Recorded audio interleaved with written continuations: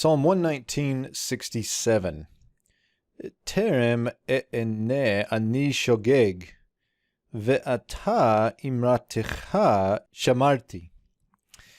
Back at the beginning here, we have the temporal adverb, meaning not yet, not yet. And if we hold on to that for just a second and go ahead and pick up the verb here, we have the call imperfect, 1CS, notice the olive performative, of the root ana, to be afflicted. If you have a BHS, you may note that there is a text critical note here that the Greek has a passive verb, so this could be repointed as a nifal, but I'll let you decide about those text critical things. What we have here is to be afflicted, so we have I am afflicted or I will be afflicted formally as an imperfect.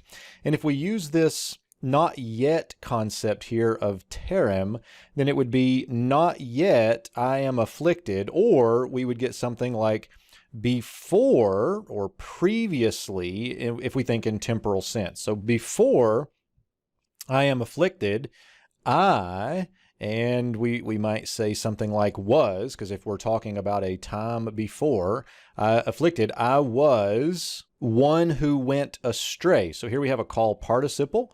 And I just translated this one who went astray, seeing it as a substantive so that we can get this verbless clause. But you could also see this as a verb, so you have subject verb in that case going I. And if we want to get the durative notion of that participle, we would say I was going astray.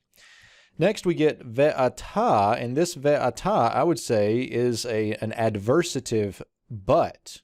So we had before this was happening, but now, your word, imra, plus a 2ms suffix, I keep, shamarti. So call perfect, 1CS, notice the T ending of the root shamar. Now, one quick thought here on the perfective aspect of this.